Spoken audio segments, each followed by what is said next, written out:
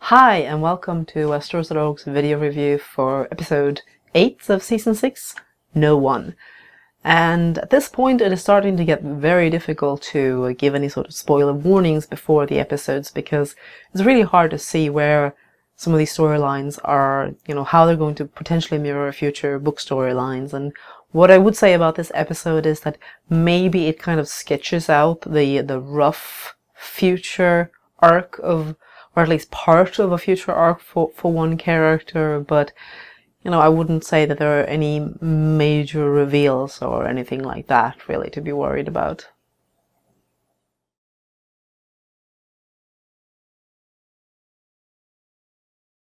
The episode opens in Braavos, and it opens with a slightly altered version of the play that we've been seeing through several episodes, and it is Lady Crane giving her altered final speech, altered to the way that Arya suggested it, to give the play's Cersei a more vengeful finish, which seems to go over very well with the crowd. So that was quite a nice touch. And then when she goes backstage, she hears some sounds, and she finds the severely wounded Arya there, and takes her back home to nurse her.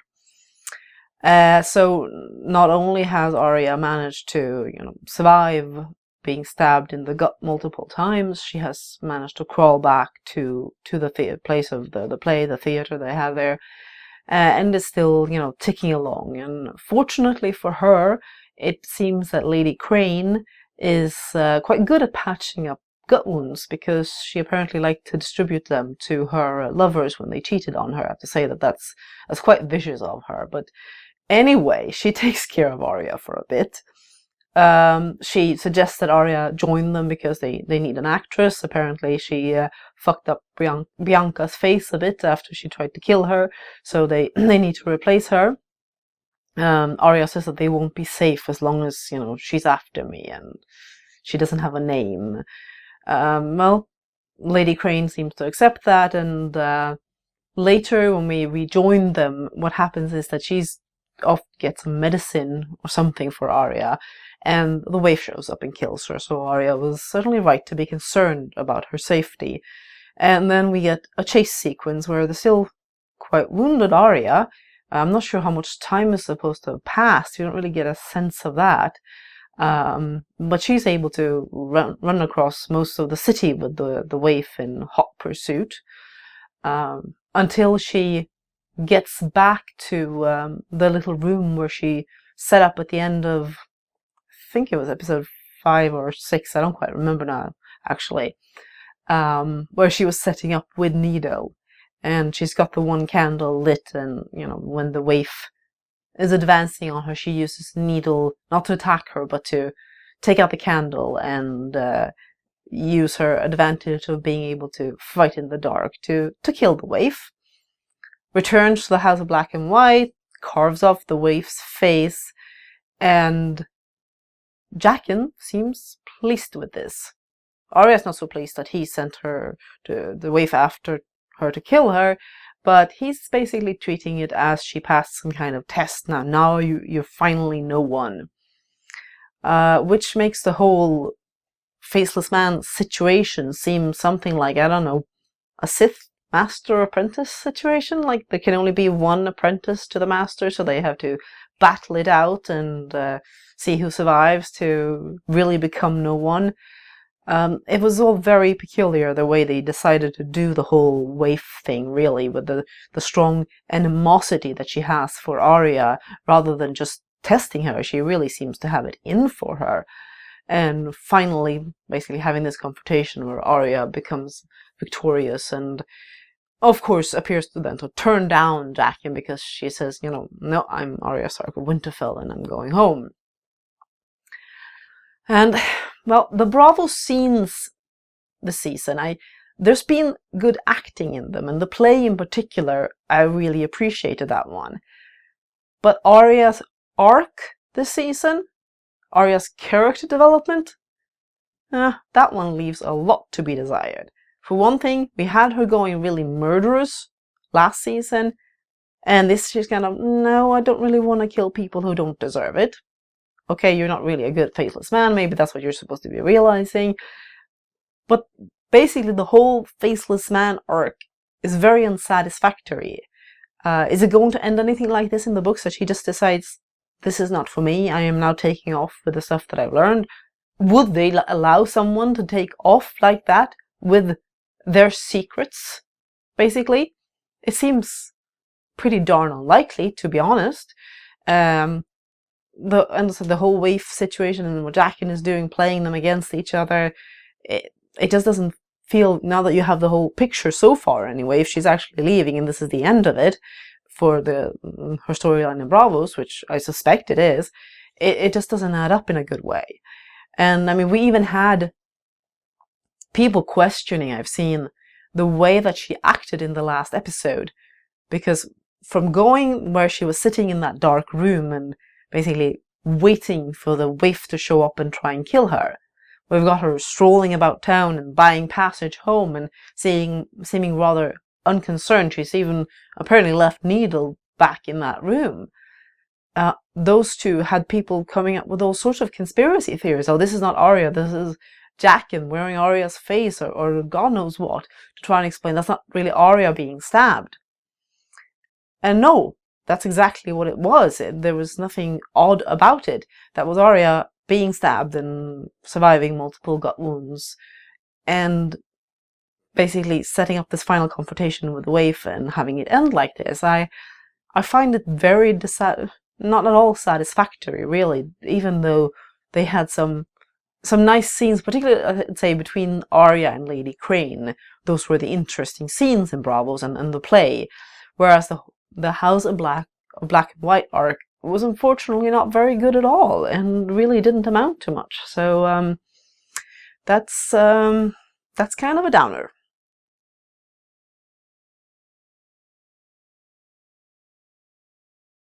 And somewhere about in the Riverlands, we have the Hound in hot pursuit of the men who killed the villagers and his, Septon friend and the whole deal. And he comes across 4 men. I think 2 of them are among the 3 that rode up to the village and asked what, if they had any food and so on. He kills 3 of those rather quickly and then questions the other one about where the man in the yellow cloak is.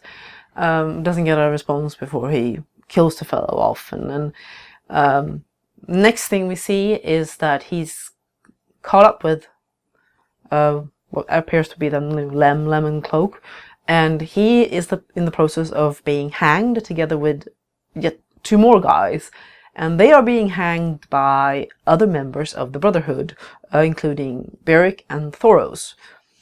So it does seem like there was maybe not an entire split of the Brotherhood, but there were some bad apples, basically, that went out and decided to use the idea that we're protecting the Riverlands to try and extort people and get what they wanted. So Beric and Thoros are eager to kill these guys for ruining the name of the Brotherhood or damaging the name of the Brotherhood, whereas the Hound wants to kill them for have his vengeance on him, and eventually he gets to sort of actively hang 2 of them.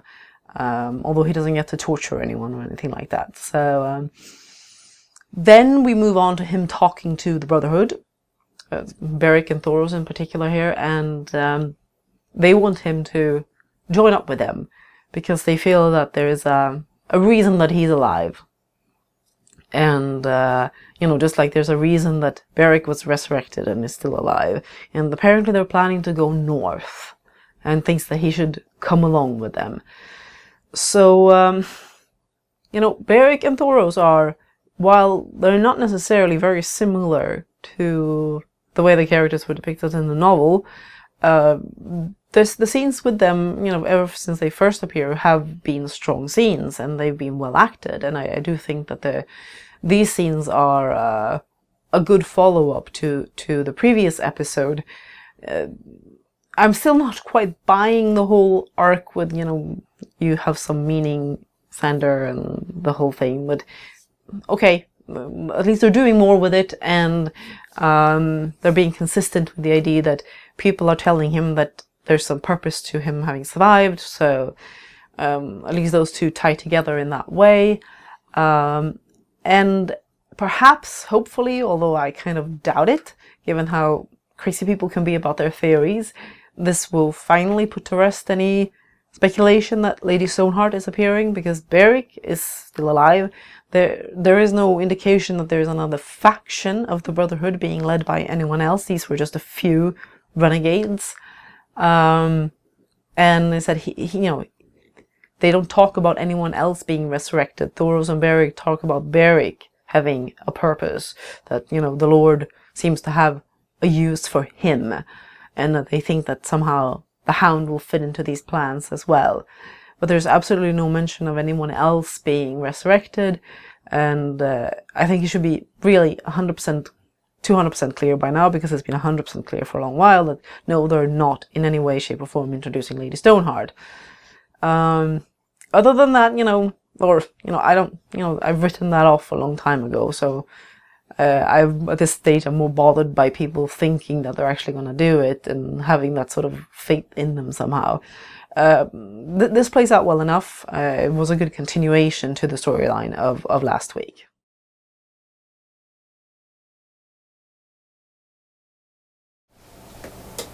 In Meereen this week, we unfortunately see a brief return to Tyrion being funny. However, before that, Tyrion and Varys is out walking the streets of Meereen, and Tyrion is really happy about how his plan with having the priestess of R'hllor, talk about Dany seems to have worked to restore morale to the city. Now everyone knows who, made the pact that caused the peace and all of that. Apparently they are out because Varys is going off on a secret mission somewhere. And this is where my alarm bells started going off. And I'm afraid, because Varys says that he is looking for friends for Daenerys in Westeros, there's really only one place where he could possibly be going, very unfortunately, and that's that place down south where those crazy women have taken over things, Dorne, which I would rather not ever see again on this show. And yes, I'm really concerned that that's where Varys is heading, which means we're going to see more of it, most likely. And that does not make me one happy girl at all. But yeah, that's how it is anyway. And Tyrion is apparently the most famous dwarf in the world, which fine, we haven't seen that many others, so okay. Anyway, Tyrion then gets left with Grey Worm and Missandei, and that apparently makes him desperate enough that he decides that they need to learn to drink and they need to learn to tell jokes. Cue some really bad jokes, including a version where apparently you equate Dorne with Scotland or somewhere north of England by turning the Martells into Scotsmen who don't want to miss a single drink of their wine or beer or whatever it was. All right. It wasn't that funny. As a translator, I suppose I can appreciate Missandei's attempt at a joke a little bit better, even if Grey Worm and Tyrion didn't seem to think it was that great. Fortunately, before they descend into even worse jokes, there's an interruption. There's an attack on the city, and given what was going on in that room, I see plenty of reasons to attack the city, but apparently this was the masters coming to take back their property, as Missandei puts it.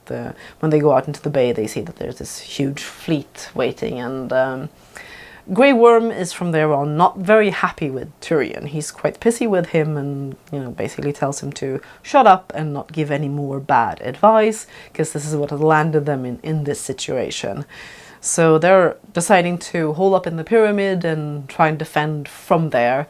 And that doesn't look too good for them until there is a Dany ex Machina who arrives, or well, Dany ex Dragon, I suppose, because I think that Drogon probably landed on the pyramid. And she comes in and she's not looking very pleased at all. It's a bit of a curious ending, to be honest. She just walks in there and kind of looks around like, what's going on here?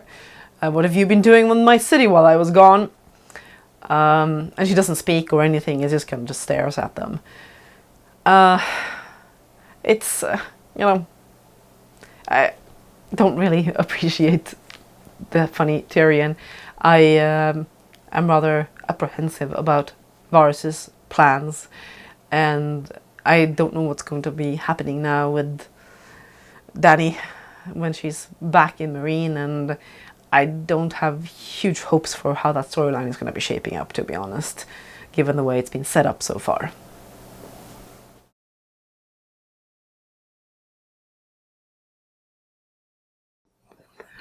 We get two scenes in King's Landing this week. The first is an initial confrontation between Cersei and the Faith when she finds out that several members of the Faith militant have been let into the Red Keep, and apparently Tommen is sort of keeping out of his way because he's out of the way because he's in his chambers praying and basically not getting between the two sides. So she goes out to meet them, and they want her back at the Sept to see the High Sparrow, and she's not keen on that idea. And when Lancel is pressing, and she says, I was promised I could stay here, and he says that the High Sparrow promised no such thing. She's actually starting to look a bit nervous, and the way that she's been played so far in her relationship to the Faith this season, she has seemed rather confident, but here they're sort of introducing that apparently there's a bit of unease about them, particularly the High Sparrow, under all of it. But that only lasts for a moment, because then she tells him to get out, and then gets the Mountain to, get in front of them, basically, and they try to order him away. And this is what the scene that we've been seeing in the trailers, the whole I choose violence scene. And it ends with the Mountain tearing the head off one of the Sparrows, or one of the Faith militant, and which not surprisingly sends the rest of them packing back to the Sept. Then after this scene, we have Cersei in the throne room, where apparently there's going to be a royal decree, and she hasn't been told, and she has an exchange with Kevin being very snippy about it, and seems to be expressing quite a dislike for Cersei in the way he's phrasing things. He's not allowing her to stand by Tommen. She's off, sends her off to the gallery to stand with the other ladies. And that's, where she watches Tommen announce that there will be no more trials by combat. They are too barbarous, and the trials of Cersei and Loras will be, entirely in the hands of the Faith, judged by 7 septons. At this point, Cersei's naturally not too happy with this, but Qyburn comes up and whispers something to her, and talks about some rumors that he had his birds investigate, and she wonders if there was anything to them, and he says, something like more, much more. And I think that the most interesting bits about, the scenes, play out all right, I think, here. But the interesting part of it is it's, some more setup here, and I think we're starting to get a sense of the King's Landing end game for this season, in that it seems that Cersei has looked into something that could potentially be relevant now that she's not getting a trial by combat, something that could be relevant against the Faith. And then we go back and consider the visions from Bran, where he was, first of all, they brought in the Aerys burn them all scene, which doesn't really tie directly to the other things. Yes, it does tie to the war and so on, but still not directly to a Stark like his other visions. And then he also seemed to see some sort of fire and wildfire going up inside somewhere. It wasn't the Battle of Blackwater that he was seeing, it was some other use of wildfire. And I'm kind of starting to wonder whether this is pointing to some of those caches of wildfire coming into play. I don't quite recall how they treated it on the show when Tyrion was dealing with the Blackwater, but I think the idea was that it was mostly the pyromancers having made stuff, as opposed to finding the stuff that, in the books at least, Aerys planted all around King's Landing. And since they have the burn them all sequence here with Aerys, it seems that that is still the idea. I forget if they've touched on it in any other way. So it seems like she's perhaps thinking of trying to use that somehow, if as a last resort, if all else fails. And certainly now that she's not able to use the mountain, it doesn't look too good for her. So there's been a lot of setup this season in King's Landing, and one can wonder where it's leading to, and I think we're starting to get the shape of it, maybe.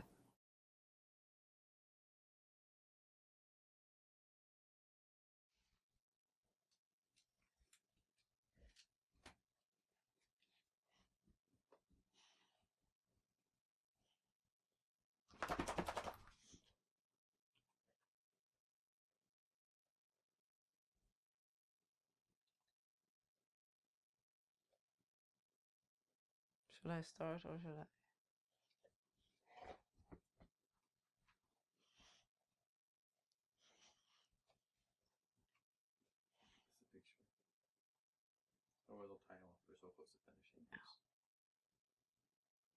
Go like that, Riz.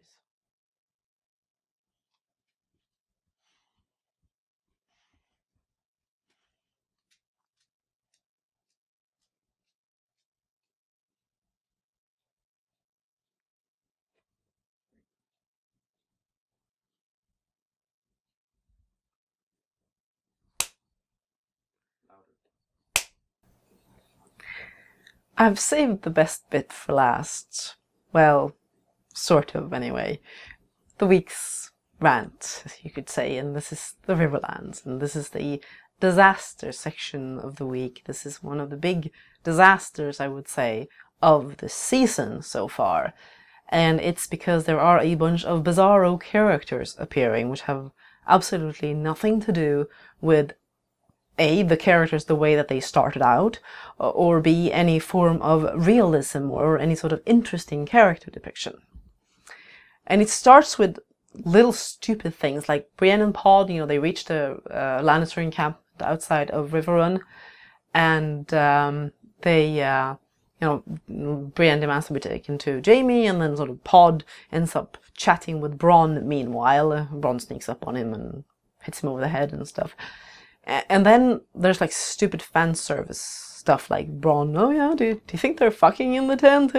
You've seen the way she's looking at him, and I'd fuck her, and yeah, it's just dumb. And okay, it's Bronn, so you'd kind of expect it to be dumb, but it's just silly and it's annoying, especially when you then cut into Jaime and Brienne, and it gets even more annoying because that conversation is one of the most bizarre conversations that the show has had so far.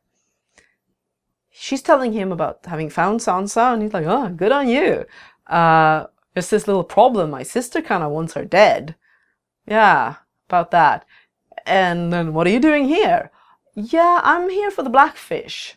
Oh, you can have him.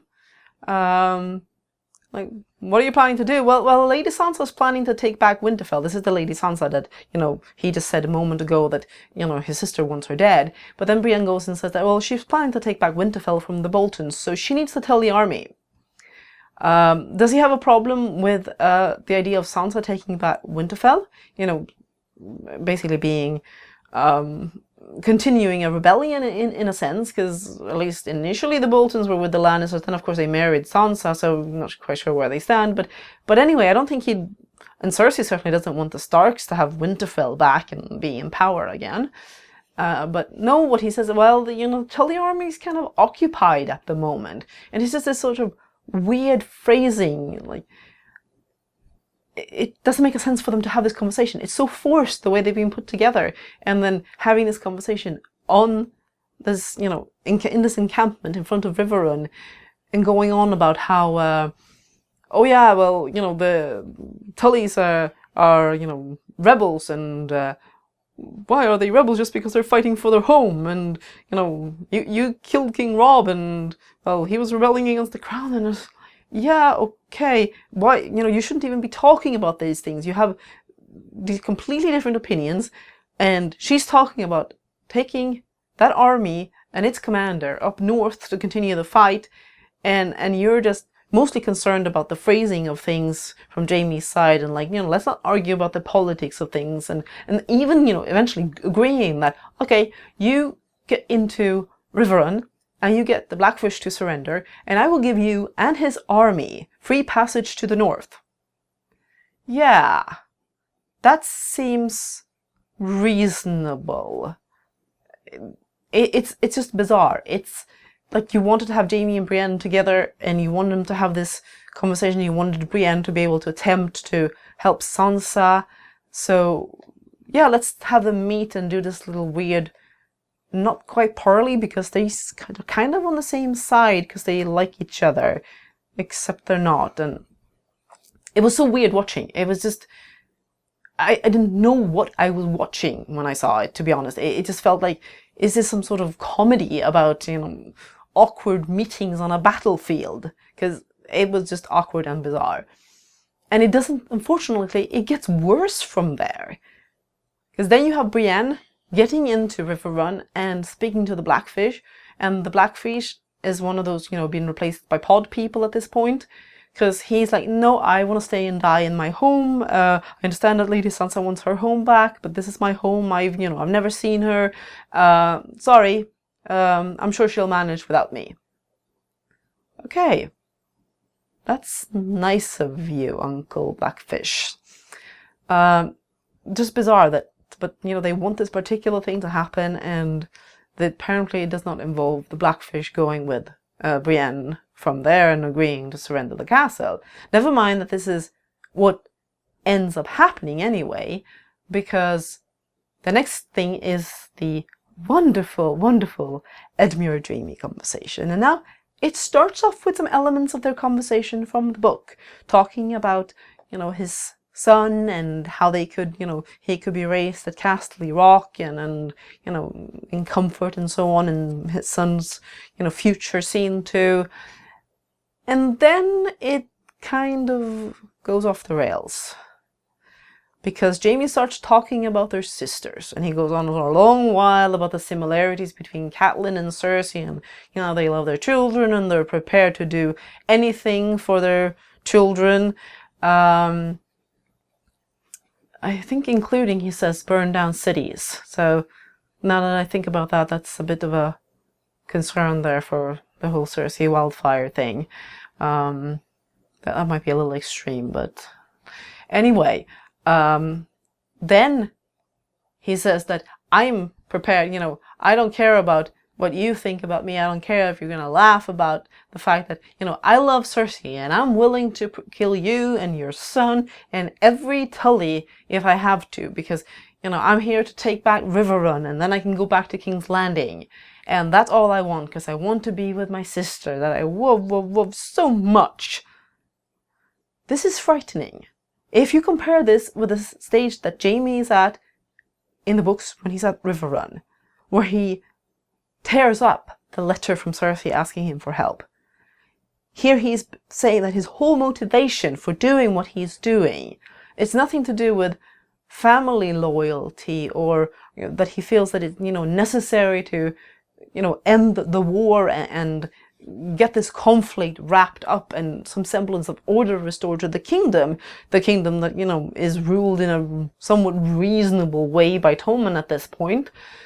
No, it's all that because he wants to get back to his sister.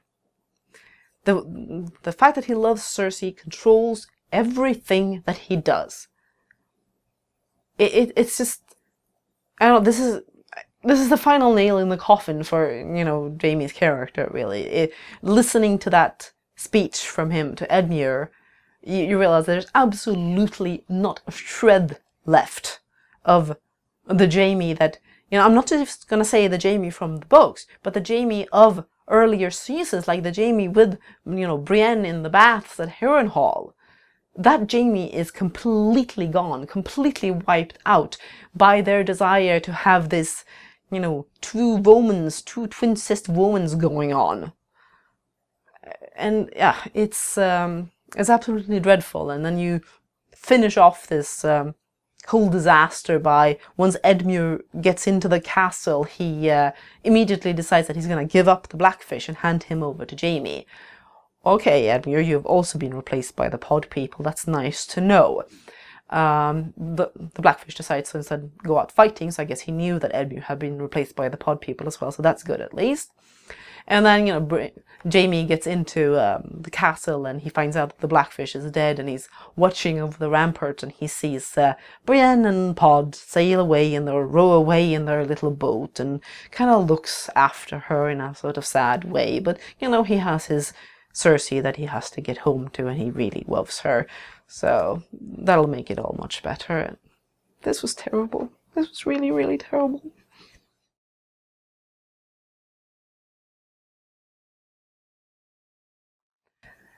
This could have been an okayish episode, albeit with some unsatisfactory conclusions, like the end to Arya's Braavos storyline and the Dany's appearance in Meereen, which seemed not like such a great way of, you know, just ending that that section of the story.